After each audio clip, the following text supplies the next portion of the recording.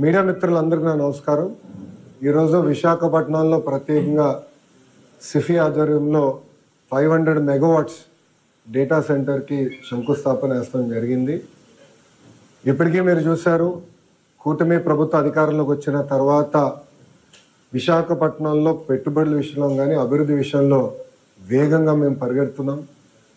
TCS ఇప్పటికీ commitment అయింది, Cognizant అయింది, ANSR, Sattva, Accenture, Google, Sify, Arcelor Mittal, ఫార్మాలో సుమారుగా 5 కంపెనీలు.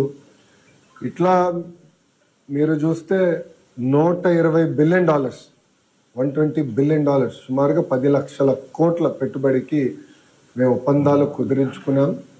దాంట్లో 50% గ్రేటర్ విశాఖ ఎకనామిక్ రీజియన్కి వస్తుంది. అది ప్రజాప్రభుత్వానికి అభివృద్ధిలో ఉన్న చిత్తశుద్ధి. అన్ని ప్రాంతాలని సమగ్ర అభివృద్ధి చేసి ముందలు తీసుకెళ్ళ లక్ష్యంతో మేము పనిచేస్తున్నాం. మీరు పార్ట్నర్షిప్ సమ్మిట్ కూడా November 14th to 15th ఇక్కడ విశాఖపట్నంలోనే ఏర్పాటు చేస్తున్నాం. దానికి కావాల్సిన ఏర్పాట్లన్నీ కూడా మేము చేసుకుంటున్నాం. రోడ్లు కానివ్వండి, అన్నీ కూడా మోడర్నైజేషన్ కానివ్వండి, బ్యూటిఫికేషన్ కూడా మేము చేస్తాం జరుగుతుంది. ఇంకా రాబోయే రోజుల్లో కూడా మీరు చూస్తే పెద్ద ఎత్తున అనౌన్స్మెంట్స్ అనేది విశాఖపట్నానికి, ఆంధ్ర రాష్ట్రానికి తప్పనిసరిగా వస్తాయి. అంటే ఎలాంటి సందేహం లేదు. ఎకనామిక్ రీజన్ని బలోపేతం చేయాలి. ఆంధ్ర రాష్ట్రం $2.4 ట్రిలియన్ ఎకానమీ అవ్వాలంటే దాంట్లో విశాఖపట్నం అంటే గ్రేటర్ విశాఖపట్నం ఎకనామిక్ రీజియన్ కనీసం $1 ట్రిలియన్ ఎకానమీ అవ్వాల లక్ష్యంతో ప్రజాప్రభుత్వం పనిచేస్తుంది. మేము విశాఖపట్నానికి వచ్చేసి ఏదో ప్యాలెస్లు కట్టాలన్నో దానికి రాలేదు. ప్రజలకి ఉద్యోగాలు, ఉపాధి కల్పించే పెట్టుబడులు తీసుకురావాలి, అవి గ్రౌండ్ చేయాలి, అవి ఎగ్జిక్యూట్ చేయాలి, అవి బిల్డ్ చేయాలి.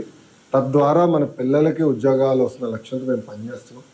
టీసీఎస్ ఇప్పటికీ వాళ్ళ ఇంటీరియర్స్ అన్ని కూడా ఫిట్ అవుట్ అయిపోయింది. నవంబర్ మాసంలో ఓపెనింగ్ పెట్టుకుంటున్నాం. ల్యాండ్ కూడా ఆల్రెడీ కేటాయించాం, దానికి శంకుస్థాపన వేస్తాం. నవంబర్లో కాగ్నిసెంట్ CEO గారు కూడా వస్తున్నారు, వాళ్ళ కొత్త ప్రాజెక్ట్కి శంకుస్థాపన వేస్తున్నాం. డిసెంబర్లో వాళ్ళ సెంటర్ కూడా, డెవలప్మెంట్ సెంటర్ కూడా ఇక్కడ ప్రారంభించబోతున్నారు. గూగుల్ ఇప్పటికీ మీకు తెలుసు, ఈ నెల మేము రేపు రాత్రి ఢిల్లీకి వెళ్ళి ఎల్లుండి గూగుల్ కూడా వాళ్ళ లీడర్షిప్ కూడా వస్తున్నారు, కలిసి పెద్ద ఎత్తున అనౌన్స్మెంట్ చేస్తున్నాం. భారతదేశంలోనే అతిపెద్ద స్టీల్ ప్లాంట్ ఎక్కడికి వస్తుంది? విశాఖపట్నం, గ్రేటర్ విశాఖపట్నం.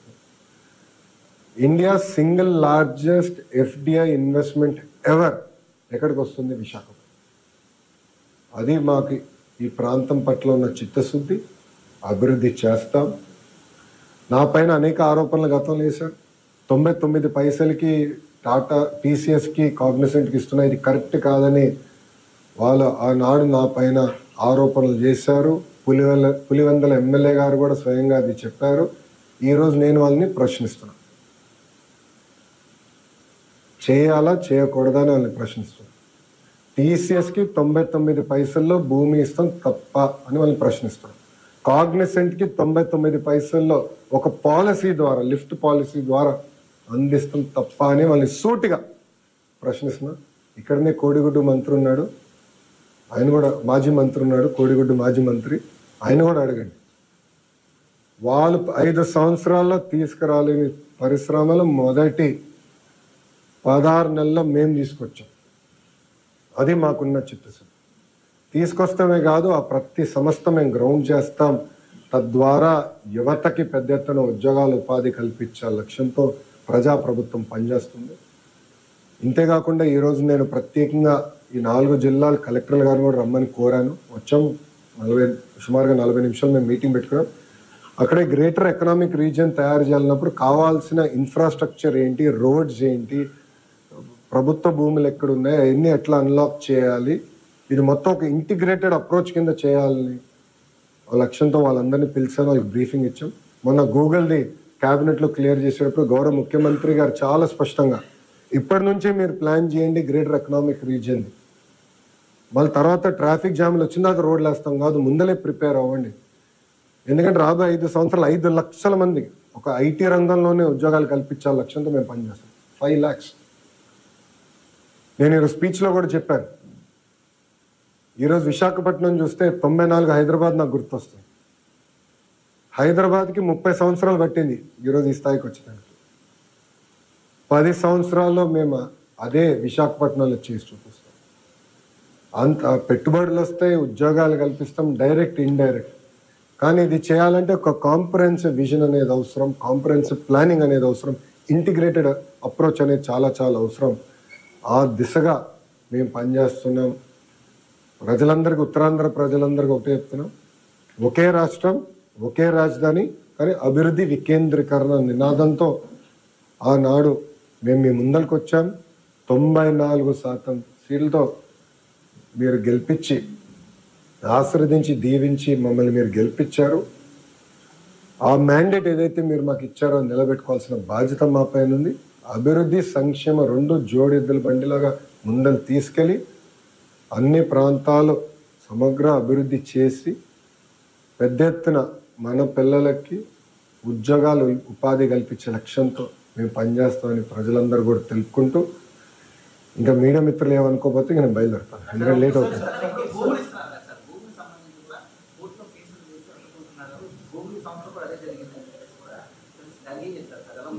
మేము ప్రజల్ని ఒప్పించి అభివృద్ధి చేసి పెట్టుబడులు తీసుకొచ్చి ముందరికి వెళ్తాం. వైకాపా పార్టీ చేసే 2 నంబర్ పనులన్నీ ప్రజల ముందర ఎక్స్పోజ్ చేస్తాం. ఏం మొదలుపెట్టాను, లిక్కర్ విషయంలో కూడా చాలా ఉందని వెనకాల హోంవర్క్ జరుగుతుంది. ప్రజల కోర్టులో వాళ్ళని దోషిగా నిలబెడతాం వాళ్ళు చేసిన పనులు. శ్రీకాకుళం టు అనకాపల్లి, శ్రీకాకుళం టు అనకాపల్లి ఈ బెల్ట్, అరకు, పడేరు ఆ బెల్ట్ మొత్తం ఇంటిగ్రేషన్. ఎస్, అది గౌరవ ముఖ్యమంత్రి గారితో మేము చర్చిస్తాం. ముందర ప్లాన్స్ తయారు చేయమన్నారు, ఒక మైండ్ అప్లై చేయమన్నారు. చేసిన తర్వాత మేము గౌరవ ముఖ్యమంత్రి గారితో చర్చిస్తాం. అంటే ఈరోజు $1 ట్రిలియన్ ఎకానమీ, $1 ట్రిలియన్ ఎకానమీ అవ్వాలంటే సమగ్ర అభివృద్ధి అనేది అవసరం, కోఆర్డినేటెడ్ అప్రోచ్ అవసరం. ఎందుకంటే ఎయిర్పోర్ట్ ఒక జిల్లాలో ఉంది, ఉద్యోగాలు ఒక జిల్లాలో ఉంటాయి, కంపెనీలు ఒక జిల్లాలో. ఇంటిగ్రేటెడ్ అప్రోచ్ అనేది ఉండాలి. హైవేస్ ఎట్లా వెళ్ళాలి, రేపు పవర్, ఇప్పుడు డేటా సెంటర్స్ అంటే పవర్ కీలకమైనది, డేటా కేబుల్ కీలకమైనది. ఇదంతా ఇంటిగ్రేటెడ్ అప్రోచ్ ఎట్లా తీసుకెళ్ళాలి అనేది చాలా చాలా అవసరం. అదొక ఒక ఎకనామిక్ రీజన్ పెట్టి దానికి ఒక ప్రాపర్ స్ట్రక్చర్ ఉంటేనే మనం సాధించాలి. ఓకేనా, thank you boss. I will have to leave. I will catch up at the stadium. 14th చెప్తాం, ఏమనుకోండి.